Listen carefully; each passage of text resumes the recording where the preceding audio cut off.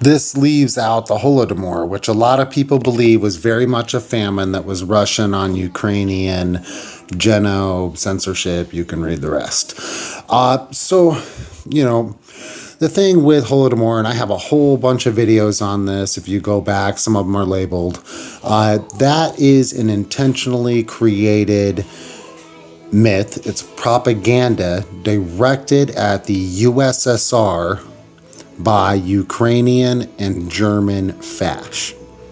Literally. Okay, just Google that. Google those keywords together and read a little bit about it. All right. I have some books. I doubt you want them though.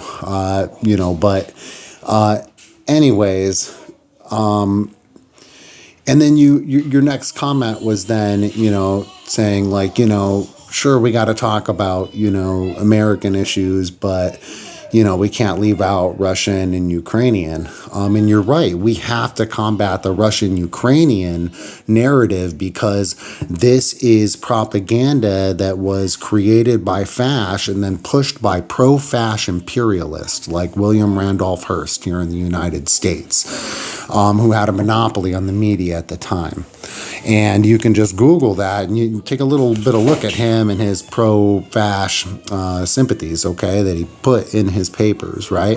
And think about what was going on during that time period and why some of the pro-big business, pro-imperialist, pro-fash, the richest people at the time, the most influential and powerful people, would have been supportive of pushing an anti-USSR narrative and anti-socialist and communist propaganda. And then look at what started to come and develop off from there, with the Cold War and all these lies that they literally just made up and tossed at these countries in order to demonize them, in order to demonize socialism, so that we will not do what we need to do here in the United States to organize, agitate, and educate our fellow workers on who the real enemy is, not Russians, not Ukrainians, not Germans, Americans, okay? And that's why we keep bringing it back. It's not about whataboutism. It's about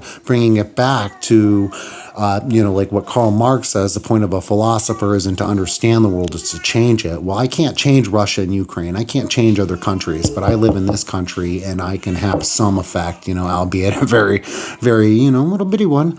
But, hey, I'm doing what I can, right? And that's why we keep bringing up America, who has committed some of the worst atrocities in the world. Look at the agenda of the indigenous.